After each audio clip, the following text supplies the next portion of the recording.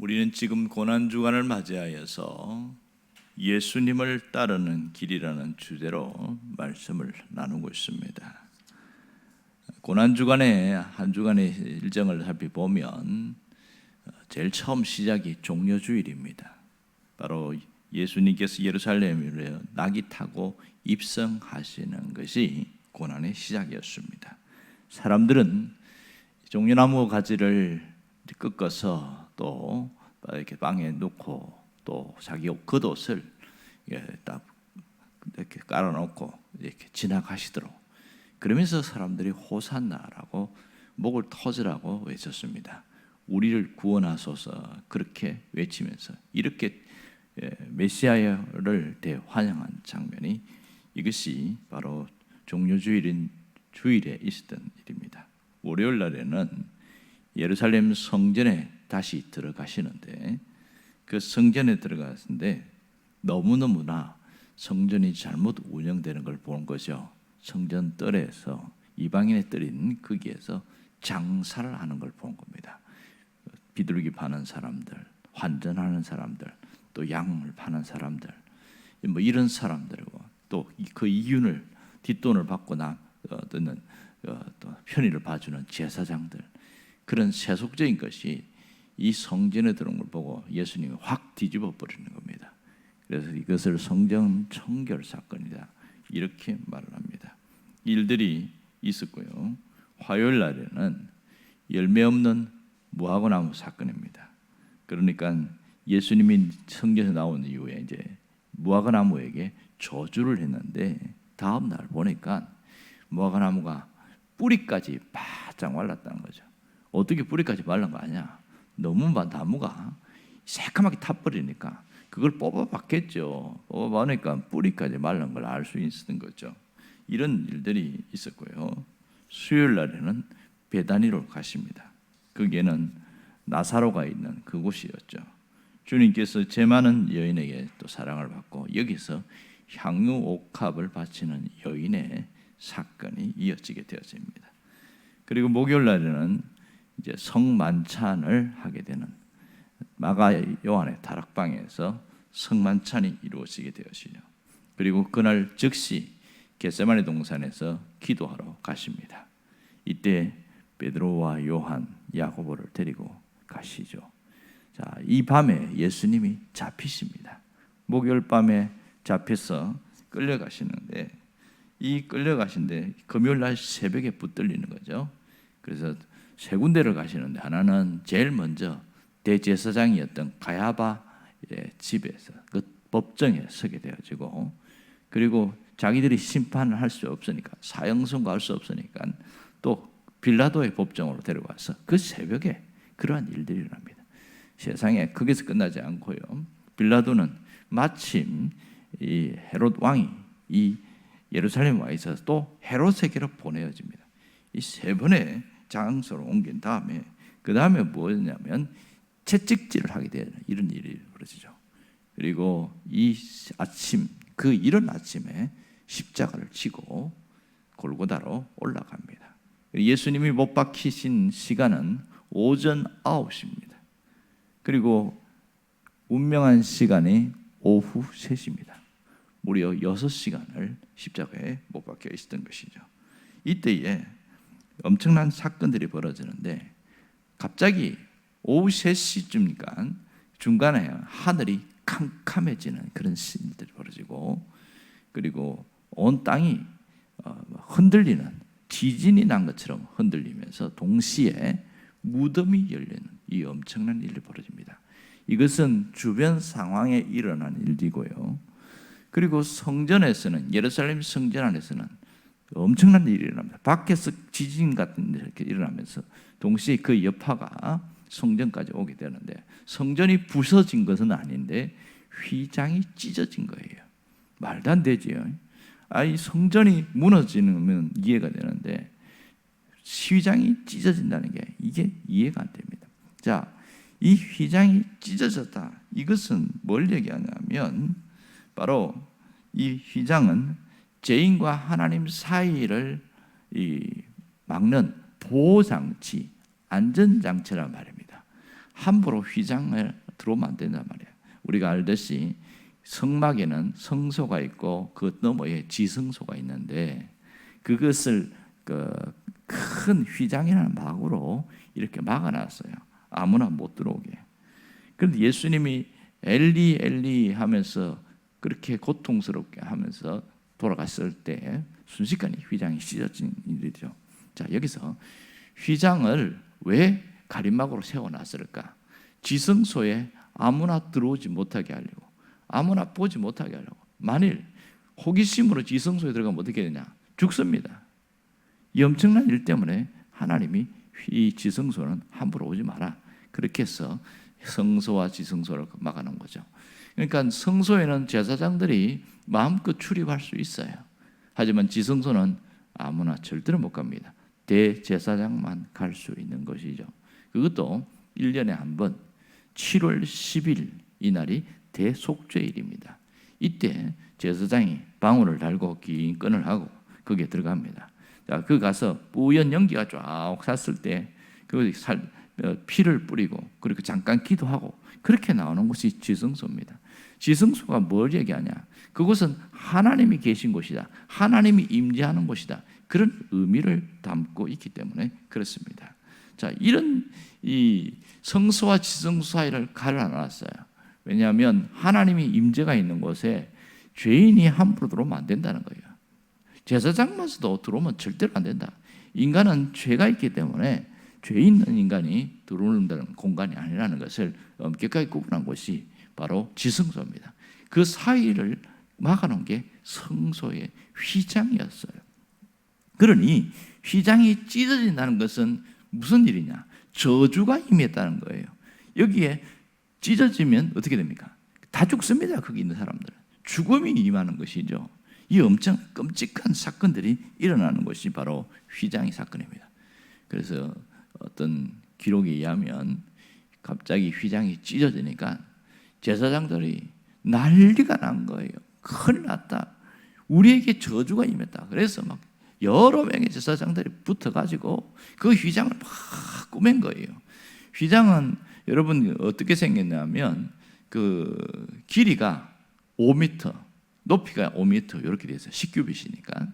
그리고 두께는 약 15cm입니다. 상당히 두껍죠. 그 실도 보면 네 가지죠. 청색, 자색, 홍색, 흰색 실을 섞어서 하는데 휘장에 보면 무늬가 이렇게 있는데 그 그룹들, 천사들의 세 천사가 이렇게 있는 그런 무늬가 있습니다. 근데 그게 반으로 찢어진 거예요. 급하게 그냥 막 이렇게 실로 이렇게 막 묶고 이렇게 했는데 난리가 났으니까 그렇게 해갖고 딱 세워놨는데 다행이다, 그게 안심이 된대. 그게 또 찢어진 거예요. 어떻게 하나, 이거 어떻게 하나. 또 다시 그걸 막 수리 공사를 했다는 겁니다. 그런데 또 찢어진 거예요. 더 이상 수리할 수 없을 만큼 이렇게 된 사건이 당시 예수님이 돌아가실 때 있었던 그런 일입니다. 자, 여러분, 우리는 휘장이 찢어진 것이 뭔지를 수도 없이 들어서 잘 압니다. 그건 뭘 이야기합니까? 휘장이 찢어진 것은 하나님과 우리 사이에 막혀 있는 것을 하나님의 담이 없어졌다, 이런 뜻이잖아요. 누가 이 휘장 찢었어요? 하나님이 직접 찢으신 거예요. 예수님이 죽으심으로써 하나님이 직접 그 휘장을 확 찢어버린 겁니다. 근데가 제가 얘기한 적도 있는데 그 휘장은 황소 2마리가 양쪽에서 잡아당겨도 얼마나 촘촘하게 꾸몄든지 절대로 찢을 수 없습니다. 그만큼 견고하고 튼튼한 휘장이 그 사람이 할 수 없는 것을 하나님이 확 찢어버린 이 엄청난 일이 벌어졌다는 거죠. 그것은 예수님의 죽으심과 함께 성소의 휘장이 찢어진 것은 이제 내가 직접 너희들을 만나겠다, 그런 사인이기도 한 것이죠. 그러니까 성소의 휘장이 찢어진 것은 예수님 자신이 몸을 찢은 것과 같습니다. 몸을 찢음으로써 성소의 휘장이 찢은 것을 보여주는데 핵심은 뭐냐면 더 이상 이 휘장 때문에 함부로 하나님께 올 수 없는 것을 누구나 와서 만나도 된다, 그런 의미가 굉장히 강한 겁니다. 오늘 우리에게 아주 귀한 교훈을 주고 있습니다. 주님의 속죄는 이 가림막도 휘장도 찢어지게 만든다는 겁니다. 이게 놀라운 특징이에요. 그러니까 인간에게 내려진 저주의 휘장을 찢었고 불행의 휘장을 찢어버렸고 슬픔과 고통의 휘장을 찢어버린 것이죠. 인간에 있는 상처의 휘장을 찢어버린 것이 주님이 하신 일입니다. 그러니 이 주님은 우리의 구원은 단순히 죽어 천국 가는 그 정도의 수준이 아니라 전 인격적인 구원이고 전 삶적인 구원입니다. 이것을 전인적 회복이다 이렇게 표현을 합니다. 그러니 우리 삶에는 예수를 잘 믿으면 믿을수록 이런 회복의 역사가 일어나는 거죠. 인간의 삶에는 어쩔 수 없이 고통과 어려움이 있는 건 사실이에요. 나이가 들면 몸이 아파요. 왜 몸이 아픕니까? 하나님이 혼내서 몸이 아프다고 그런 사람이 있는데 절대로 아니지요. 우리 몸은 기계잖아요. 그러니 60년, 70년 쓰면 그 기계가 그게 노화돼서 고장나는 게 정상이거든요. 그러니까 병원 가서 다시 고쳐가지고 쓰고 약 먹고 고쳐 쓰고 그런데 그걸 자꾸 영적으로 해석하는 사람이 있어요. 그러니까 문제가 되는 거죠. 그냥 일반적으로 봐야 되는데 그러나 인생에는 항상 가시와 은근키라는 그 인생의 가시와 은근키가 우리 삶 속에 늘 옵니다. 예수 잘 믿는 사람도 병들고 안 믿는 사람도 병들고 예수 잘 믿는 사람도 교통사고 나고 안 믿는 사람도 교통사고 나고 다 일반적인 거예요. 그거는 어쩔 수 없습니다. 그러나 무엇이 다르냐? 예수를 잘 믿으면 변화가 일어난다는 거예요. 저주가 사라지고 우리 삶의 회복의 역사가 급속하게 일어난다는 겁니다. 그 사람은 후패하지만 속 사람은 날로 새로워지는 일들이 일어나는 거죠. 몸은 갈수록 늙어지고 병이 들고 약해질 수 있지만 우리의 영혼은 더 강해지고 하나님과의 관계는 더 돈독해지는 놀라운 일들이 일어납니다. 이것이 예수님의 휘장 사건을 통해서 지금 우리에게 이어지는 사건 아니겠습니까? 그러므로 우리는 예수님이 돌아가신 그 말씀, 그 휘장이 찢어진 걸 통하여 담대하게 하나님께 나아갈 수 있는 특권, 보장이 생기게 된 것이죠.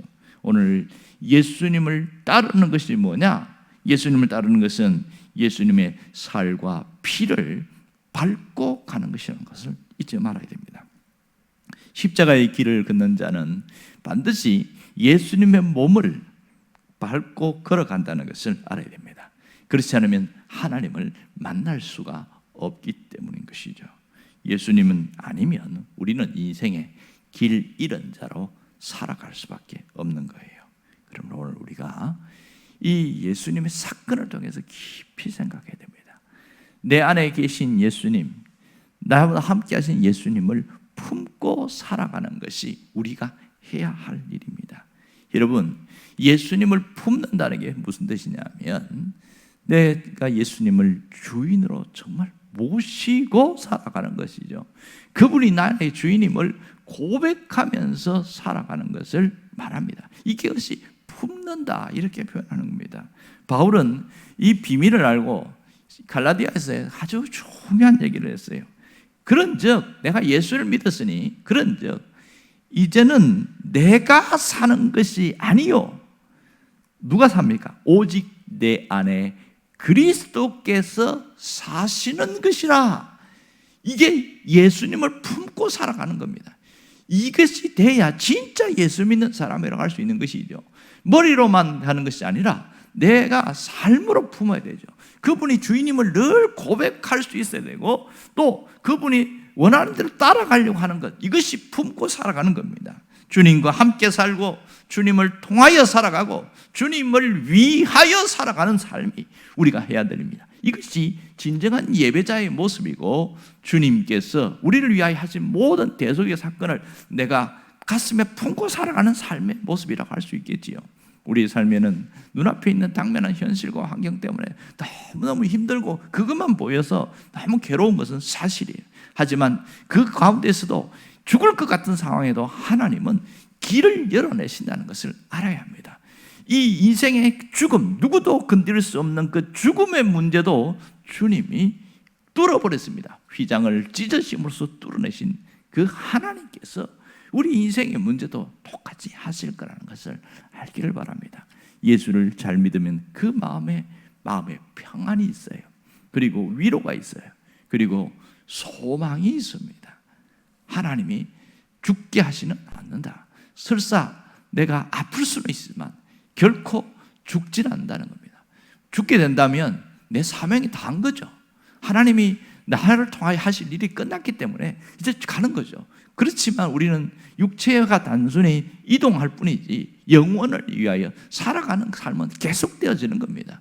그러므로 신앙인의 삶, 신앙 안의 삶이 얼마나 귀하고 소중한지 여러분이 잊지 않기를 바랍니다. 오늘도 주님 안에서 주님과 함께 살아가는, 주님을 품고 살아가는 그 삶이기를 간절히 바랍니다. 기도하겠습니다.